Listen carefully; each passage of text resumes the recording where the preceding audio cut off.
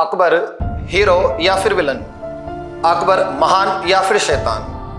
कश्मकश में डालने वाला एक सवाल जो लोगों के जहन में बार बार दिक्कतें करता रहता है और वाकई में ये बड़ा हैरान करने वाला और चौंकाने वाला और कंफ्यूज करने वाला सवाल है कि अकबर को महान कहा जाए या फिर शैतान। अगर उनके नैतिक और सामाजिक कार्यों का अध्ययन कर लिया जाए तो महान साबित हो जाते हैं, लेकिन उनके विजय अभियानों और उनकी कुछ नीतियां इस प्रकार की देखी जाए तो वो शैतान के रूप में जाने जाते हैं। तो क्या है हकीकत, और इस हकीकत के लिए ही आज की इस वीडियो में हम बात करेंगे कि अकबर की हिस्ट्री क्या रही।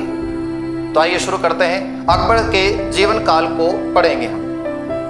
मुगल सल्तनत के संस्थापक बाबर हुए, जिन्होंने 21 अप्रैल 1526 की तारीख को पानीपत के प्रथम युद्ध में दिल्ली के सुल्तान इब्राहिम लोदी को मारकर मुगल वंश की स्थापना कर दी और 1526 से 1530 तक भारत में मुगल वंश के शहंशाह बने रहे। साल 1523 में 26 दिसंबर को बाबर का इंतकाल हो जाने के बाद उनके शहजादे नासिरुद्दीन हुमायूं सल्तनत के वली चुने गए और 1530 में उनका राज्यारोहण हो जाता है। 1530 से 1540 तक मुगल सल्तनत के दूसरे शहंशाह हुमायूं थे और हुमायूं 1540 में बेलग्राम कन्नौज युद्ध में अफगानी बादशाह शेर शाह सूरी से पराजित होकर के भारत छोड़ देते। 1540 से 1555 तक 15 वर्ष तक पाकिस्तान के अमरकोट में वीरसाल जी के यहाँ शरण ली और जून 1555 में सूरी साम्राज्य को पराजित करके सरहिंद के युद्ध में विजय प्राप्त की और हुमायूं पुनः दिल्ली पर अधिकार कर लेते हैं। साल 1556 में दीन ए पनाह पुस्तकालय की सीढ़ियों से गिर जाने के कारण उनकी डेथ हो जाती है। जब हुमायूं की डेथ हुई, इस समय अकबर भारत में नहीं बल्कि पाकिस्तान में थे और पाकिस्तान के पंजाब के कालारों में वहां रुके हुए थे और वहीं पर फरवरी 1556 में 13 वर्ष और 4 महीने की आयु में ही अकबर का राज्य आरोहण हो जाता है। तो मुगल सल्तनत के तीसरे शहंशाह बने जलालुद्दीन मोहम्मद अकबर। तो आइए शुरू करते हैं जलालुद्दीन मोहम्मद अकबर के जीवन से जुड़ी हुई तमाम घटनाओं को और ये स्पष्ट करेंगे कि ये शैतान कहा जाए या फिर महान। 15 अक्टूबर 1542 को पाकिस्तान के अमरकोट के वीरसाल महल में इनका जन्म हुआ। हमीदा बानो इनकी माता रही, जबकि पिता इनके हुमायूं थे। पहला विवाह इनका 9 वर्ष की आयु में हिंदाल, जो इनके चाचा रहे हैं, उनकी शहजादी रुकैया बेगम जी के साथ हुआ था। साल 1556 में 13 वर्ष 4 माह की आयु में कालानूर पंजाब में इनका राज्याभिषेक या राज्य आरोहण हो जाता है। अब्दुल लतीफ इनके शिक्षक रहे हैं, लेकिन शिक्षा में इनकी ज्यादा रुचि ना होने के कारण इन्होंने शिक्षक को दरबार से निकाल दिया और शिक्षा से बिल्कुल दूरी बना ली गई। इस समय जलालुद्दीन मोहम्मद चाहते थे कि क्यों ना हम अपनी सल्तनत का सबसे बड़ा हिस्सा अपने अधिकार में ले लें, और ये अवसर मिला भी सही, क्योंकि जब 1556 में फरवरी को इनका राज्यारोहण हुआ तो इन्हें पता चला कि इस समय हमारी दिल्ली सल्तनत पर अफगानी हेमू के द्वारा अधिकार कर लिया गया। तो वहीं से पत्र जारी किया गया और 5 नवंबर 1556 को पानीपत का दूसरा युद्ध लड़ा गया। हालांकि इस पानीपत के दूसरे युद्ध में अकबर का सबसे खास अगर कोई वजीर था तो वो बैरम खां था और बैरम खां के संरक्षण में, बैरम खां के मार्गदर्शन में पानीपत के दूसरे युद्ध में 5 नवंबर 1556 को हेमू को मार गिराया और दिल्ली पर अधिकार कर लिया। 14 वर्ष की आयु में दिल्ली की गद्दी पर बादशाह जलालुद्दीन मोहम्मद आ बैठा। 1556 में जैसे दिल्ली पर हुकूमत हुई, इसके बाद सल्तनत का साम्राज्य इस कदर बढ़ा कि आसपास के सारे सूबे, सारे राज्य, सारे परगने मुगल सल्तनत के अधिकार में होते चले गए। 1556 से इनकी जीत का विजय परचम लहराता है और साल 1560 ईस्वी का समय आया जब 1560 में इन्होंने पंजाब पर वापस अटैक किया और पंजाब में इस समय इनके संरक्षक बैरम खान मौजूद थे। इन्होंने बैरम खान को ही पराजित कर दिया और पंजाब को अपने अधिकार में लेने की कोशिश की। हालांकि इस समय पंजाब के कुछ क्षेत्र अकबर के अधिकार में आ चुके थे और बैरम खान को निष्कासित कर दिया गया। उनके जाने की व्यवस्थाएं की गई। बैरम खान इनके खास व्यक्ति रहे हैं। उनके मार्गदर्शन से उन्होंने अपना शासन आगे बढ़ाया था और बैरम खान को मक्का भेजने की तैयारी हुई। जब 1561 में उन्हें मक्का रवाना किया गया तो मुबारक खान नाम के एक व्यक्ति ने गुजरात में बैरम खान की कर दी हत्या। साल 1560 से लेकर के 1564 का जो अकबर का शासनकाल रहा है, इसे विसेंट आर्थर स्मिथ ने पेटीकोट शासन कहा है। अर्थात ये अपने हरम को बनाने लगे। 1564 तक इन्होंने हरम में अपनी महिलाओं का अलग से, रानियों का, बेगमों का एक डिपार्टमेंट अलग से बना डाला था। लेकिन इसी बीच इन्हें साम्राज्य का विस्तार करना था, क्योंकि इनकी तलवार की धार और तेज तर्रार इनकी जो सोच थी वो मुगल सल्तनत के लिए काफी हद तक अच्छी साबित हुई थी। साल 1560-61 में तो ये बैरम खान का केस हुआ। 1562 ईस्वी से इनके विजय अभियानों के सिलसिले शुरू हो गए और साल 1562 में सबसे पहला सैन्य अभियान चलाया मालवा में, और मालवा के राजा बाज बहादुर को उन्होंने सैन्य अभियान सहित पराजित कर डाला। उनकी रानी रूपमती को जौहर की आग में जलना पड़ा। यह अकबर के जीवन का सबसे पहला सैन्य अभियान था जिसमें किसी का उन्हें संरक्षण नहीं था। अपनी ताकत, अपनी सजबूत के बलबूते उन्होंने अटैक किया मालवा पर, बाज बहादुर को पराजित करके बंदी बना लिया। साल 1562 की विजय अकबर के जीवन काल के सबसे महत्वपूर्ण विजय में शामिल हो गई। तो साल 1563 ईस्वी का ही समय था। इस समय इनका अगला लक्ष्य था गुजरात और वहां का गोंडवाना। गुजरात के निकट गोंडवाना पर इनका अटैक होना था, लेकिन कुछ कारणवश विलंब हो जाने के कारण वर्ष 1564 में गोंडवाना पर आक्रमण हुआ और वहां की महारानी दुर्गावती को युद्ध में पराजित कर दिया। हालांकि दुर्गावती महारानी से मुगल सल्तनत की सेना अब तक के कई युद्धों में परास्त हो चुकी थी, लेकिन जलालुद्दीन मोहम्मद अपने सैन्य बल के बलबूते रानी दुर्गावती को पराजित करके गोंडवाना तक विजय परचम लहरा देते। इनका अगला मकसद बना राजपूताना, और राजपूताने में इन्हें अवसर मिल भी चुका था। जैसे कि आप इस बात से परिचित हैं, साल 1562 की जब बात की जाए तो आगरा से अजमेर ख्वाजा साहब की दरगाह के लिए जब शहंशाह जलाल निकले थे तो मार्ग में सांगनेर में इनका पड़ाव डला था। और इस समय आमेर राजपूताने की एक रियासत थी जो कछवा राजपूतों का इलाका रहा है, और यहीं के राजा भारमल ने 20 जनवरी 1562 को जलालुद्दीन मोहम्मद की अधीनताएं स्वीकार कर ली। इस समय जलालुद्दीन मोहम्मद को एक अलग नशा लगा है। वो किस बात का लगा था कि सभी जंग तलवार से नहीं बल्कि कुछ बुद्धि से भी जीती जाएगी। शहंशाह जलालुद्दीन मोहम्मद अब अपनी कुछ नीतियों को बदलाव में ला चुके थे कि हमें तलवार की नोक पर नहीं बल्कि लोगों के दिलों में राज करके राज करना था। एक ऐसा मास्टर माइंड शासक हम कह सकते हैं जलालुद्दीन मोहम्मद अकबर को, जिन्होंने चारों दिशाओं में अपने मनसबदार, अपने सूबेदार, अपने गवर्नर इस कदर बना दिए, जहां जहां गए वहां वहां के राजाओं के साथ संधियां कर ली और उनके साथ वैवाहिक संबंध स्थापित किए, चाहे वो रियासत राजपूतानी की हो, गुजरात की हो या दक्षिण या फिर मध्य एशिया तक की। अल्प आयु में उन्होंने उत्तर पूर्वी और उत्तर पश्चिमी भारत की तमाम रियासतें और साम्राज्य को अधिकार में ले डाला। अकबर इस बात से भली भांति परिचित था कि भारत की दक्षिणी सीमाएं सुरक्षित है, क्योंकि एक तरफ बंगाल की खाड़ी और एक तरफ अरब सागर है। उत्तर पूर्वी भारत की ओर चले जाएं, हिमालय पर्वतमाला है, तो विदेशी आक्रांता भारत पर कोई अटैक नहीं कर सकता। अगर कोई विदेशी भारत की भूमि पर हमला करेगा तो वो उत्तर पश्चिम है, नॉर्थ वेस्ट की तरफ इन्होंने अपने परचम लहराए, और चाहे फिर वो काबुल हो, बलूचिस्तान हो, कंधार हो, मध्य एशिया तक का सारा साम्राज्य मुगल सल्तनत के अधिकार में ले लिया, ताकि भारत सुरक्षित रहे और हम भारत पर बेहतर तरीके से राज कर सकें। अकबर की इस अच्छी रणनीति का ही परिणाम था कि मुगल सल्तनत 300-350 साल तक भारत पर राज कर लेती है। इस सल्तनत में अगर सबसे कोई बेहतर राजनीतिज्ञ राजा रहा जाए तो कहानी में एक ही आता है, वो जलालुद्दीन मोहम्मद अकबर हुआ।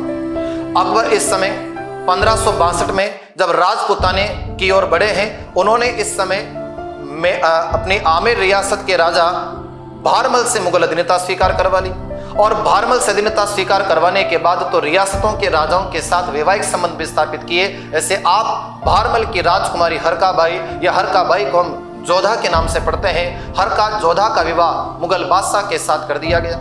ये भारत के इतिहास का पहला मुगल राजपूत विवाह माना जाता है। अच्छा, अकबर की एक कूटनीतिक राजनीतिक बात समझिएगा। अकबर इस बात से भली भांति परिचित था कि राजपूतों से लड़कर के जीतना ये इम्पॉसिबल है। राजपूतों के साथ मैत्री संबंध स्थापित किए जाए, राजपूतों को अपने पक्ष में करने के लिए उनके साथ वैवाहिक संबंध स्थापित कर लिए जाए, यहाँ तक कि उनके धर्म का भी मान सम्मान किया जाए तो मित्रता और ज्यादा गहरी होगी। इसीलिए राजकुमारी हरकाबाई के साथ जब विवाह हुआ तो राजकुमारी हरका की अकबर के समक्ष जो शर्त रखी गई थी कि आपके धर्म का एक मंदिर हमारे दुर्ग में भी बनेगा, वो चाहे भगवान श्री कृष्ण का ही बनवाया गया। ये अकबर की एक अच्छी स्ट्रेटजी हम कह सकते हैं कि उन्हें अपने साम्राज्य को बढ़ाना था तो लोगों के दिलों में राज करके ही किया जा सकता है। हम तलवार के बलबूते राजपूताने को नहीं जीत सकते थे।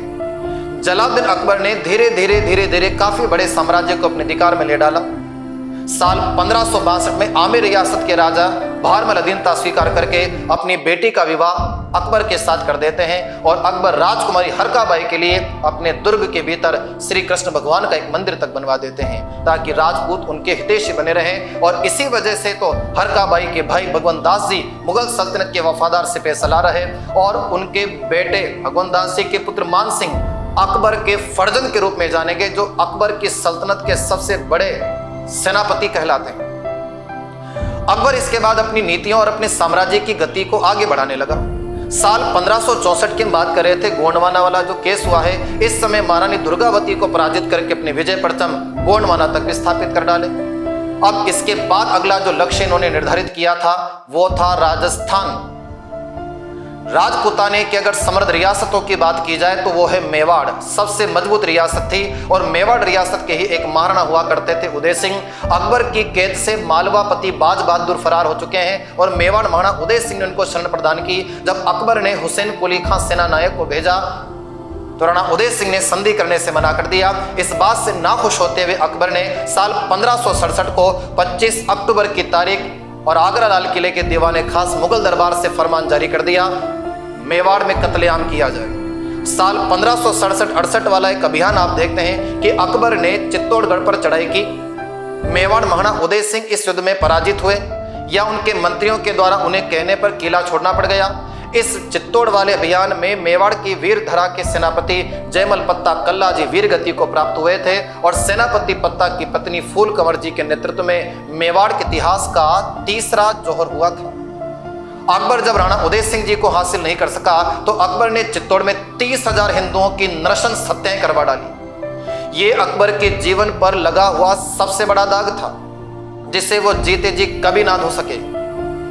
मेवाड़ रियासत के फिर भी अधिकार में न आने के कारण अकबर बौखला जाता है और 25 फरवरी 1568 से लेकर के 5 फरवरी 1615 तक ये मेवाड़ का दुर्ग चित्तौड़गढ़ मुगल बादशाहों के अधिकार में आ चुका था।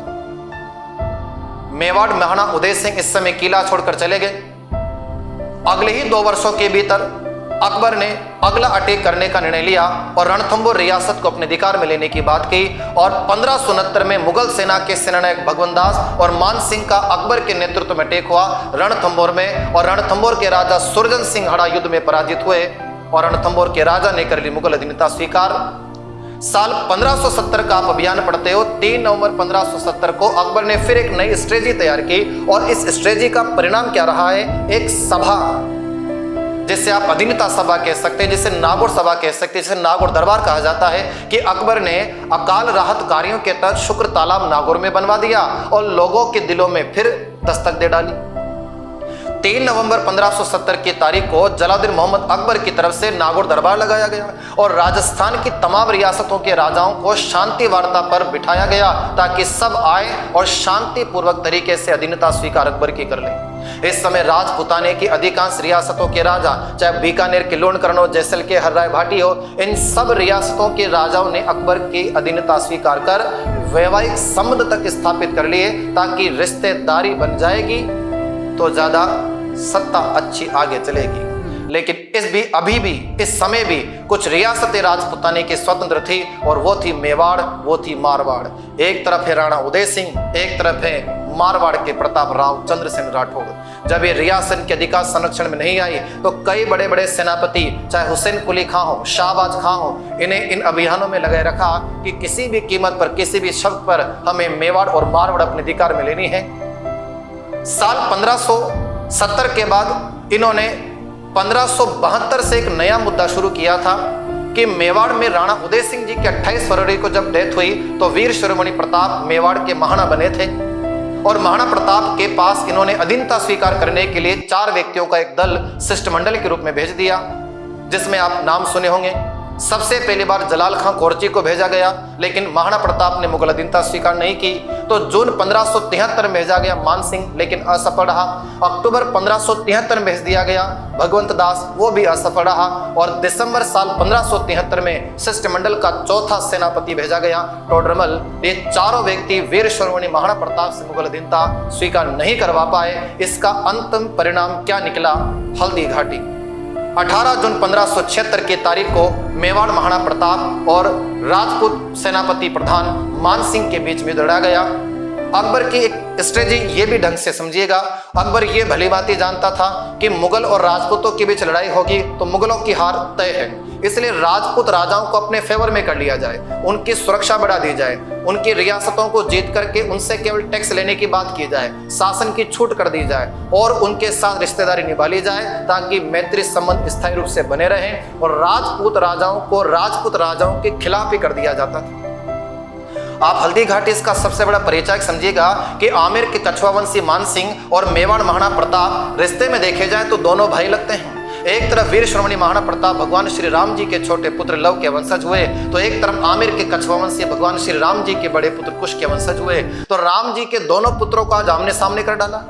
ये अकबर की एक अलग स्ट्रेटजी है। वो कूटनीति के साथ साथ एक राजनीतिक गतिविधि से भी परिचित रहा है। और इस समय मानसिंह तथा राणा प्रताप के बीच में हल्दी घाटी जैसा एक भयानक युद्ध हुआ, जिसमें हमारे साथ धोखा हुआ जा रहा है, क्योंकि 80,000 मुगल सैनिक मानसिंह के नेतृत्व भेज दिए गए और जहां मेवाड़ महाराणा प्रताप जो 20,000 मेवाड़ी सिंहों सहित हल्दी घाटी के मैदान में पहुंचे। हालांकि राज प्रशस्ति और जगन्नाथ राय प्रशस्ति इस बात को स्पष्ट करती है कि हल्दी घाटी जैसे इस युद्ध में महाराणा प्रताप जैसे वीर योद्धा की विजय हुई थी, जबकि मानसिंह की सेना 80,000 सैनिकों के साथ होने के बावजूद भी पराजित हुई। हालांकि डॉक्टर गोपीनाथ शर्मा जी ने इस युद्ध को अनिर्णायक युद्ध की संज्ञा तक दे डाली।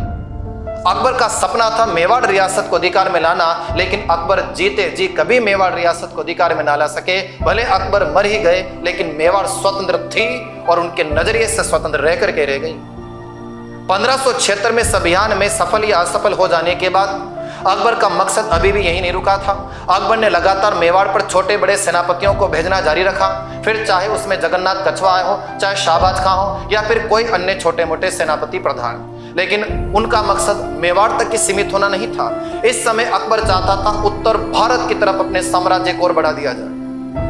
वर्ष 1581 का आपने एक अभियान पढ़ा होगा, काबुल अभियान, और 1581 में अकबर चाहता है कि काबुल तक अपने मुगल साम्राज्य की परचम लहराया जाए। और इस अभियान के सिपह सलार मान सिंह नियुक्त किए गए और मान सिंह ने मिर्जा हाकिम जो अकबर के ही सौतेले भाई थे उन्हें पराजित किया और वहां तक अपने मुगल साम्राज्य के परचम को स्थापित कर डाला। साल 1581 में मुगल परचम काबुल पर आ पहुंचा है और 1581 के बाद 1585 में भगवान दास जी के नेतृत्व में कश्मीर पर अटैक किया गया और कश्मीर के शासक यूसुफ खां को पराजित कर डाला गया। साल 1586 में भगवान दास जी ने लाहौर तक मुगल साम्राज्य की नींव रख डाली और 1591 में तो राजा मान सिंह के नेतृत्व में एक अभियान फिर चला जो सिंध पर अटैक हुआ था।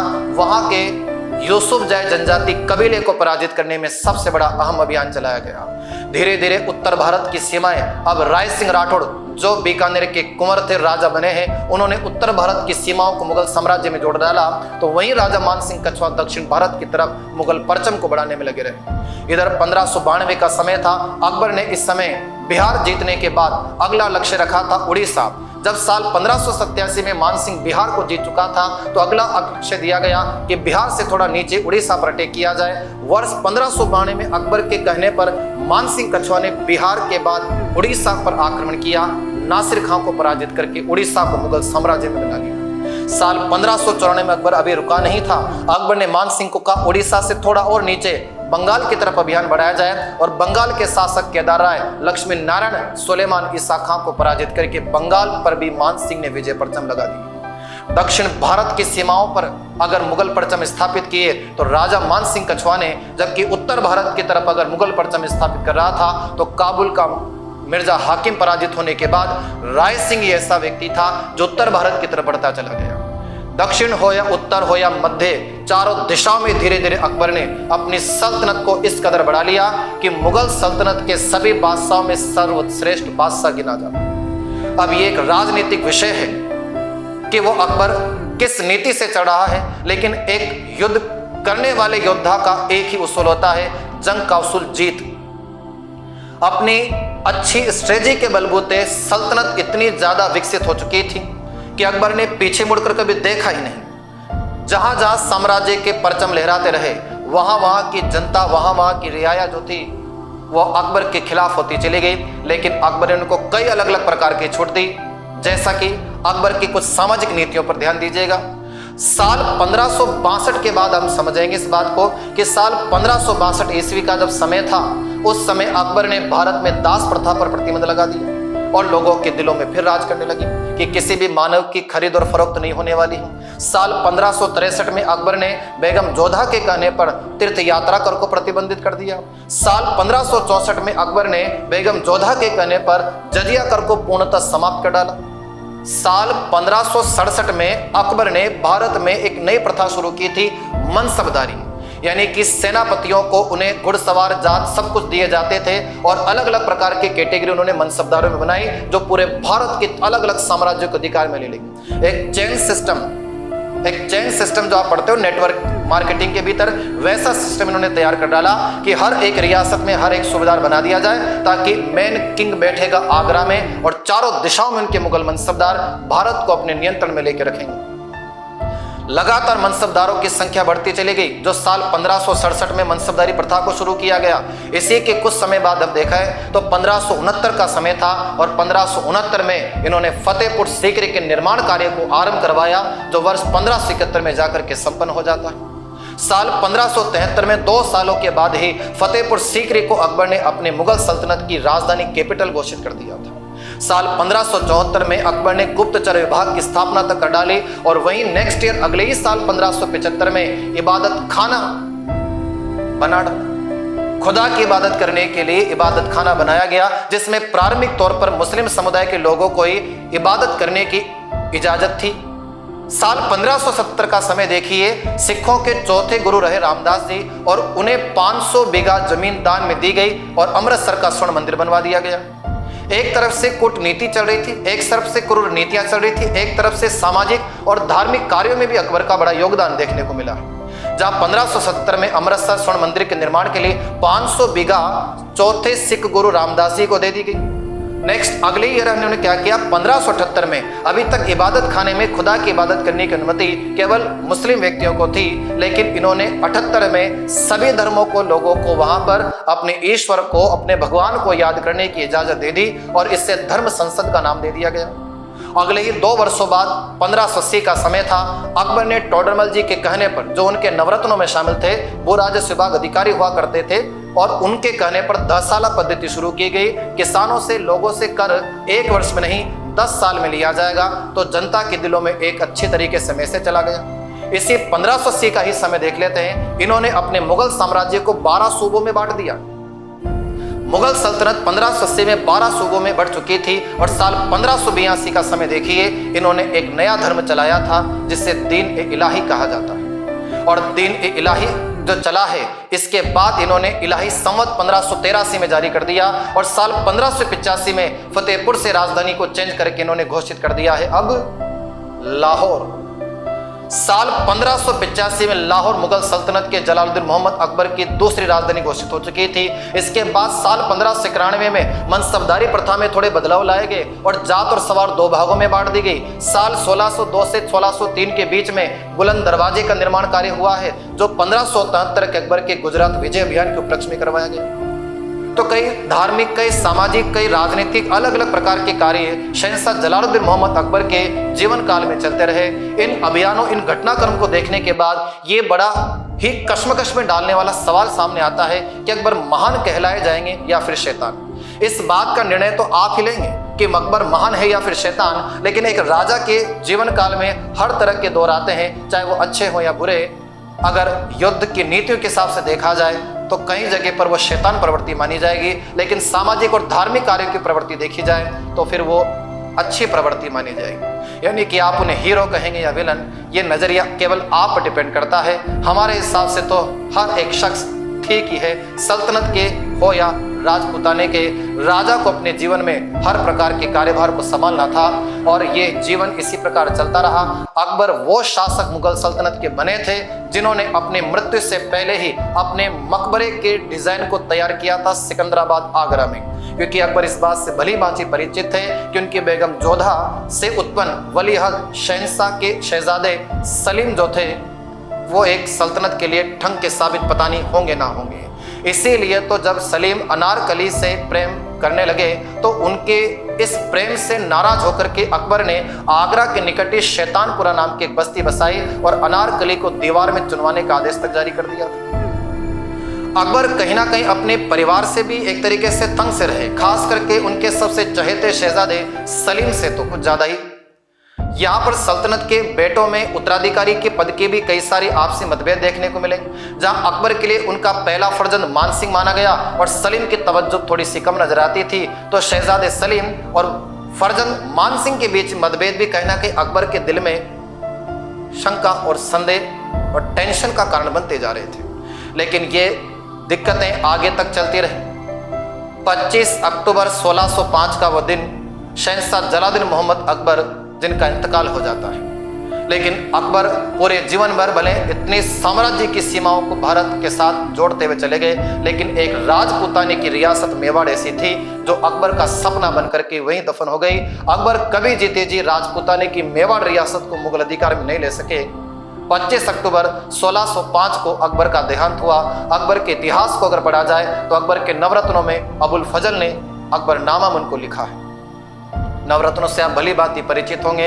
अकबर के नवरत्न जो रहे अलग अलग कार्य प्रणाली में निपुण रहे और नवरत्नों में जैसा कि आप पढ़ते हैं तानसेन, बीरबल, मुल्ला दो प्याजा, हकीम हकाम रहे, यहाँ तक कि अब्दुल रहीम खाने खाना जो उनके सल्तनत में सबसे बड़े एक अच्छे कवि रहे और कई अलग अलग प्रवृत्ति के योद्धा उनके दरबार की शोभा बनते रहे, जिसमें सिपह सलार मानसिंह उनके नवरत्नों के सबसे बड़े योद्धा रहे हैं। 25 अक्टूबर 1605 को अकबर के इंतकाल होने के बाद उनके सल्तनत के शहंशाह जहांगीर चुने गए हैं और जहांगीर जब बादशाह बने हैं तो उनके शासन को न्याय की जंजीर के रूप में जाना गया। आज भी अकबर का मकबरा सिकंदराबाद में बना है, जिनकी डिजाइन तो अकबर ने खुद तैयार की थी, लेकिन उसे बनाने का क्रेडिट जहांगीर को जाता है। गुंबद विहीन है, जिसकी आकृति बौद्ध मठ के नुमा मानी जाती है। अकबर के निधन के बाद सल्तनत फिर से डगमगाने लगी, लेकिन जहांगीर ने काफी हद तक सल्तनत को संभालने की कोशिशें की और सल्तनत का साम्राज्य आगे बढ़ता चला गया। तो इस प्रकार अकबर किस कैटेगरी में होगा, वो हीरो होगा या विलन, इसका डिसीजन आप स्वयं लेने वाले हैं। ये थे अकबर के जीवन काल से जुड़े हुए किस्से, कहानियां और उनके शासनकाल की घटना, जिनको पढ़ने के बाद आप अपना मत कमेंट बॉक्स में जरूर दीजिएगा। इसी प्रकार के वीडियो लगातार हमारे चैनल पर देखने के लिए यदि आपने चैनल को अब तक सब्सक्राइब नहीं किया है, सब्सक्राइब जरूर कर लीजिएगा। वीडियो को अधिक से अधिक संख्या में लाइक और शेयर जरूर कीजिएगा। तब तक के लिए जय राजस्थान, जय भवानी, धन्यवाद।